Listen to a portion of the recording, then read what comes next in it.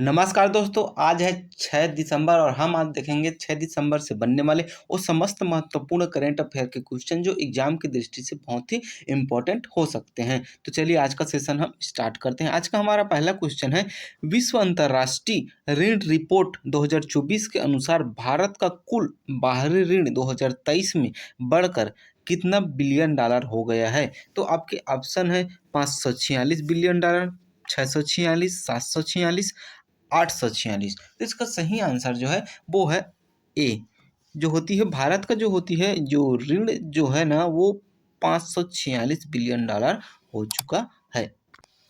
हमारा अगला क्वेश्चन है, हाल ही में किस देश ने अंटार्कटिका में अपना पहला वायुमंडलीय निगरानी स्टेशन स्थापित किया है? चीन ने, जापान ने, भारत ने या फिर अमेरिका ने? तो इसका सही आंसर जो है वो चीन ने अंटार्कटिका महाद्वीप है ना वहाँ पर अपना वायुमंडलीय निगरानी स्टेशन स्थापित किया है। चलिए आगे देखते हैं हम। हाल ही में भारत और किस देश ने आपसी सहयोग बढ़ाने के लिए एक संयुक्त आयोग का गठन किया है? आपके ऑप्शन है कतर, कुवैत, ईरान या फिर इजराइल। तो इसका सही आंसर जो है वो जो है भारत और कुवैत ने जो होती है आपस में संयुक्त रूप से होकर एक संयुक्त आयोग का जो होती है गठन किया है। चलिए आगे बढ़ते हैं हम।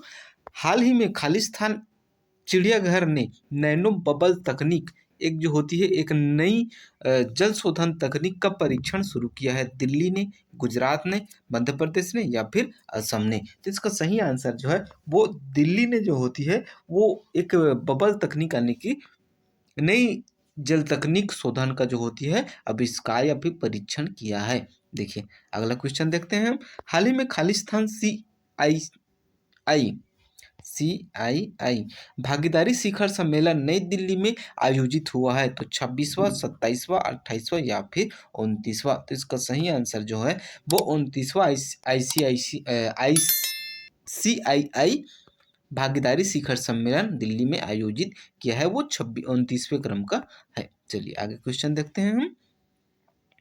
हाल ही में भारत और किस देश ने एक नई कॉटन रूट पहल शुरू की है? इटली के साथ, चीन, जापान या फिर फ्रांस? तो इसका सही आंसर जो है भारत और इटली ने जो होती है संयुक्त रूप से होकर कॉटन रूट पहल की शुरुआत की है।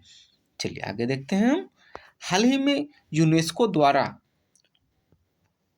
किसको जो होती है किस राज्य को पर्यटन शीर्ष गंतव्य घोषित किया गया है? कर्नाटक, केरल, पश्चिम बंगाल या फिर उत्तराखंड? तो इसका सही आंसर जो है पश्चिम बंगाल को यूनेस्को ने जो होती है विश्व विरासत में शीर्ष गंतव्य घोषित किया है। चलिए आगे देखते हैं। हाल ही में जो होती है CII द्वारा अपशिष्ट से मूल्य पर कौन सा अंतर्राष्ट्रीय सम्मेलन आयोजित किया गया है? 7वां, 8वां, 9वां या फिर 10वां? तो इसका सही आंसर जो है वो हो जाएगा आपका 9वां। चलिए आगे देखते हैं हम।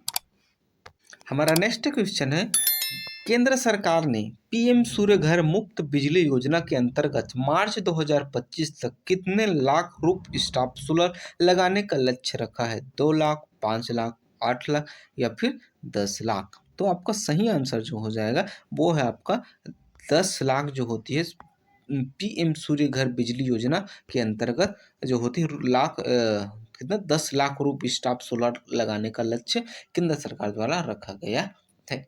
नेक्स्ट क्वेश्चन है हमारा, प्रतिवर्ष किस तारीख को अंतर्राष्ट्रीय स्वयंसेवक दिवस मनाया जाता है? 4 दिसंबर को, 5 दिसंबर को, 6 दिसंबर को या फिर 7 दिसंबर को? तो इसका सही आंसर जो होती है प्रत्येक वर्ष 5 दिसंबर को अंतर्राष्ट्रीय स्वयंसेवक दिवस मनाया जाता है। देखिए सारे क्वेश्चन बहुत ही इंपॉर्टेंट है, आप लोग इसका नोट्स बनाते चलिएगा। अगर वीडियो अच्छा लगा होगा तो लाइक, सब्सक्राइब और शेयर चलते करिएगा। चलिए नेक्स्ट क्वेश्चन है, हाल ही में कहाँ विश्व समुद्री सम्मेलन 2024 का आयोजन किया गया है? तिरुवनंतपुरम में, चेन्नई में, इंदौर में या फिर भोपाल में? तो इसका सही आंसर जो होती है चेन्नई में विश्व समुद्री सम्मेलन 2024 का आयोजन किया गया है। नेक्स्ट देखते हैं हम। देवेंद्र फडणवीस 5 दिसंबर 2024 को महाराष्ट्र के कौन से क्रम के जो है मुख्यमंत्री के रूप में शपथ लिया? 21वें, 25वें, 28वें या फिर 31वें? तो इसका सही आंसर जो हो जाएगा वो जो होती है 31वें क्रम के जो होती है महाराष्ट्र के मुख्यमंत्री के रूप में देवेंद्र फडणवीस ने 5 दिसंबर 2024 को अपना शपथ लिए। देखिए इसमें सभी क्वेश्चन इंपॉर्टेंट है। महाराष्ट्र के जो मुख्यमंत्री कौन, देवेंद्र फडणवीस।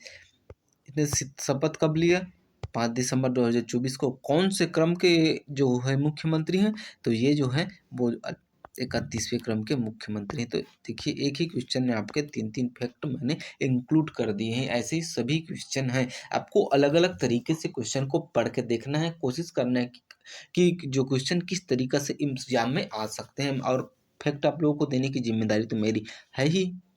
चलिए आगे देखते हैं।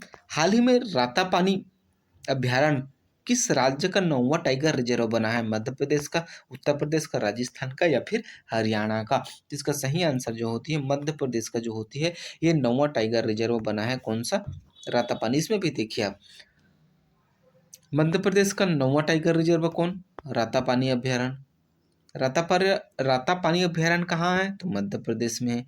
कौन सा टाइगर रिजर्व है? तो 9वां टाइगर रिजर्व है। ऐसे देखिए 3-3 क्वेश्चन आपको बन रहे हैं एक एक क्वेश्चन से। ठीक है, चलिए आगे देखते हैं। हाल ही में जारी आंकड़ों के अनुसार देश में बाघों की संख्या बढ़कर लगभग कितना पहुंच गया है? 3650, 4650, 5650 या फिर 6650?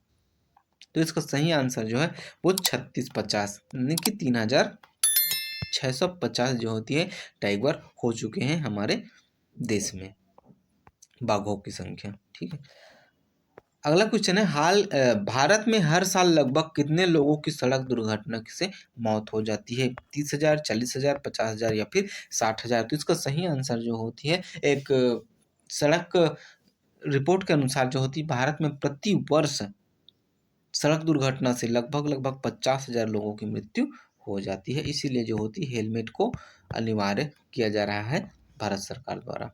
चलिए आगे कुछ क्वेश्चन है जो स्टैटिक जीके से संबंधित है, बहुत ही महत्वपूर्ण है। ऑपरेशन पोलो सैनिक अभियान को कहाँ कहा जाता है, जिसके बाद खालिस्तान रियासत भारतीय संघ में शामिल हो गया? जूनागढ़, जम्मू कश्मीर, हैदराबाद या फिर त्रावणकोर? इसका सही आंसर जो होती है हैदराबाद। ऑपरेशन जो पोलो है ना, पोलो सैनिक के अभियान के से ही कहा जाता है कि इन्होंने जो होती हैदराबाद, क्योंकि हमारे जो हमारे आज़ादी के बाद भी 3 ऐसे रियासत थे जो भारत में सम्मिलित नहीं थे, जूनागढ़, जम्मू कश्मीर और हैदराबाद। ठीक है, चलिए आगे बढ़ते हैं। पैंथेरा वर्ग की बड़ी बिल्लियों को किस प्रजाति में जो है सबसे छोटी प्रजाति कौन सी है? पैंथेरा वर्ग की बिल्लियों की प्रजातियों में सबसे छोटी प्रजाति कौन सी है? बाघ, शेर, जगुआर या फिर तेंदुआ? तो इसका सही आंसर जो हो जाएगा वो जो है तेंदुआ है। चलिए आगे बढ़ते हैं। पृथ्वी का 31% हिस्सा पानी से ढका हुआ है, उसमें से केवल कितने प्रतिशत पानी जो होती है वो पीने योग्य है? तो इसका सही आंसर जो होती है केवल 0.3% जो पानी है ना वो पीने योग्य है, यानी कि 3% पानी जो होती है पीने योग्य है। चलिए आगे देखते हैं। निम्नलिखित किस महाद्वीप में मानव से संबंधित जीवाश्म सबसे अधिक मिले हैं? एशिया में, यूरोप में, अफ्रीका में या फिर अमेरिका में? तो इसका सही आंसर जो होगा वो है अफ्रीका महाद्वीप में जो होती है सबसे ज्यादा जो होती मानव जीवाश्म मिलने की पुष्टि हुई है। चलिए आज का लास्ट क्वेश्चन है, भारत में उदारीकरण की शुरुआत निम्नलिखित में से किस औद्योगिक नीति में हुई?